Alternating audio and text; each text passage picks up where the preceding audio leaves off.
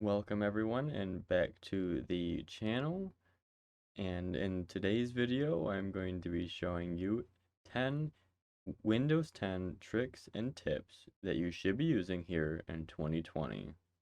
So get ready, get comfortable, get your iPad or computer, whatever you're using to watch this, and let's get at it here.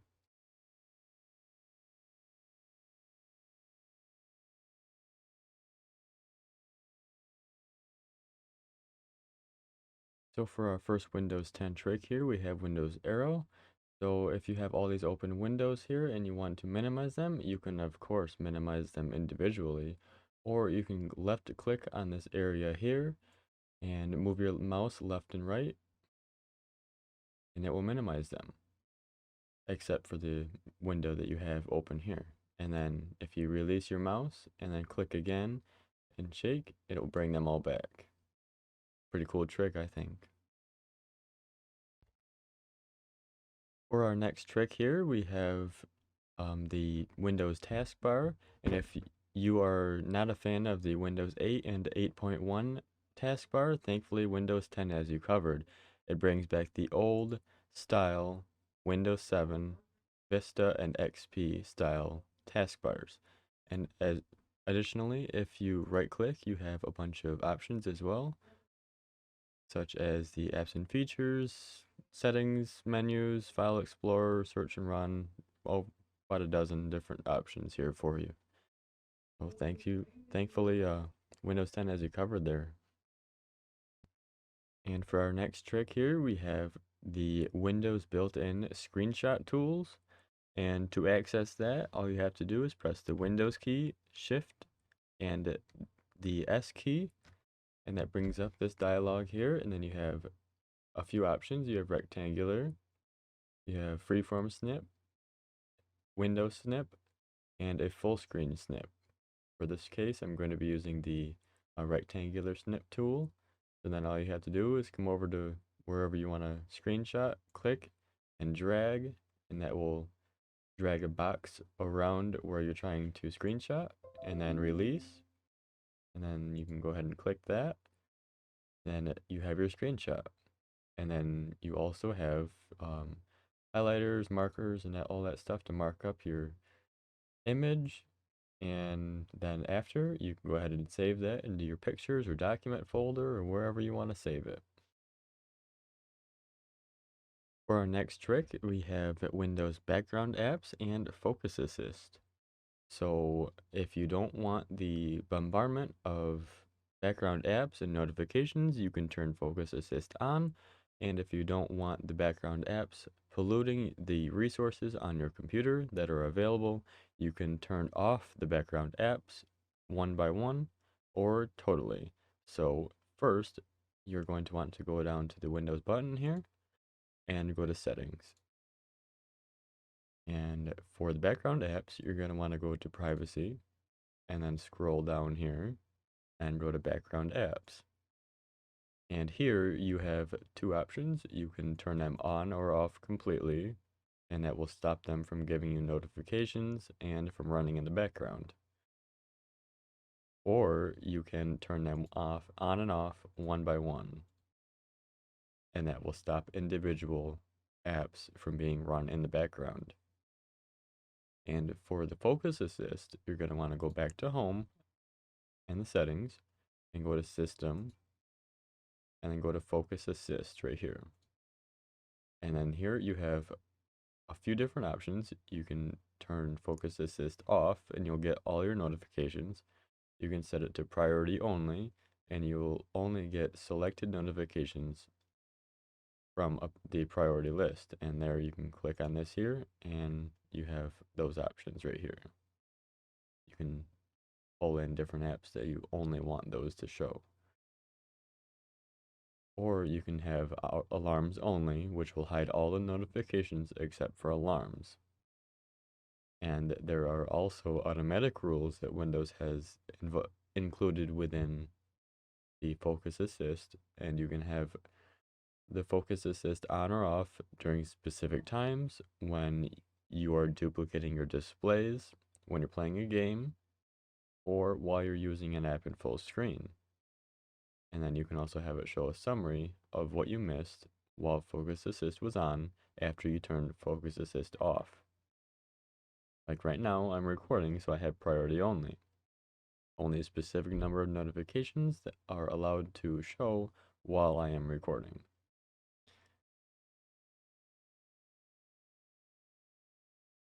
And for our next trick here, we have the Windows dedicated notification settings that are available to change dictating on whether you want them on or off or individual apps. So you're going to want to go to Start here and go to the settings and go to System. And then you're going to want to go to Notifications and Actions. And then here you have many options on what you want to do and how you want to do it, on what notifications you want to show. So here you can turn them on or off individually. Here you have options on the lock screen. If you want the sounds to play, tips, tricks, and suggestions that Windows will show you. You can turn them all on or off, as well as you can edit your quick settings here, or your quick actions, and then you can change all those, or you can add some. And a quicker way that you can get here is if you go here to this button and then manage notifications, and that will bring you right to it. And for our next trick, we have Windows text-to-speech narration, or Windows dictation. So to enable that, all you have to do is come into your word processor here. In this case, I'm using WordPad. And all you have to do is press Windows and H. And now you can start typing with your voice. Stop dictating. And that will end your dictation. And then you can use this to type school essays or business notes or anything you need. For our next trick here, we have the Windows Cloud Clipboard. And to enable that, you're just going to want to go down to the Start menu here and go to Settings and then System. And then right down here, you're going to want to click on Clipboard. And then you're going to want to enable or turn on Clipboard History. And you're going to want to turn on Sync Across Devices. And automatically syncing text that I copy is fine to leave on for that.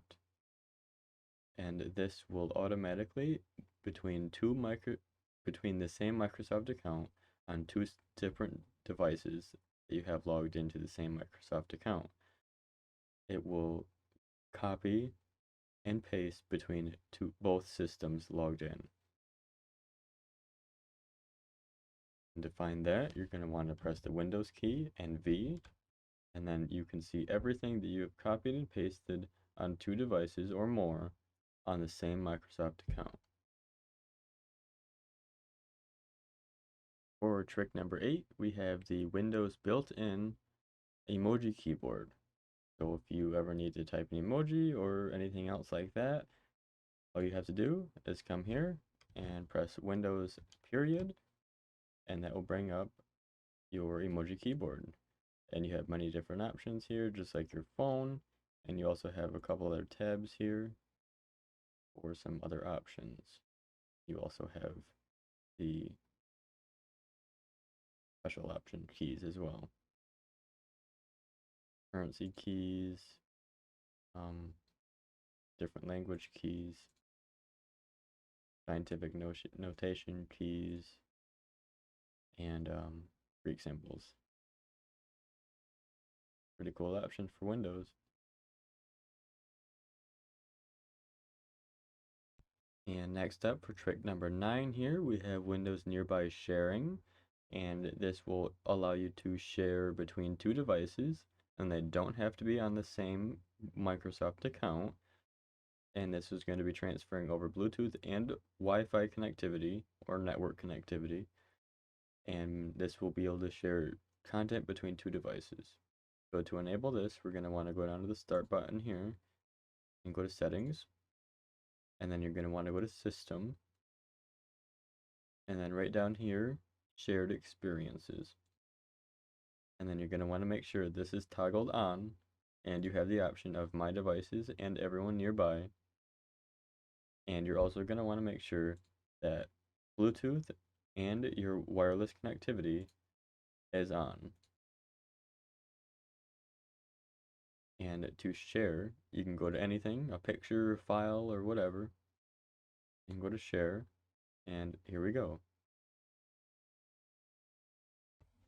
Next up here for trick number 10, and our final trick, we have the Windows dark theme. So to change these settings, you're going to want to go to Windows Start, in Settings, and then you're going to want to go to Personalization, and then to Colors. So by default, Windows is set to light mode, and this is very bright. So me personally, I change my default color settings to dark mode.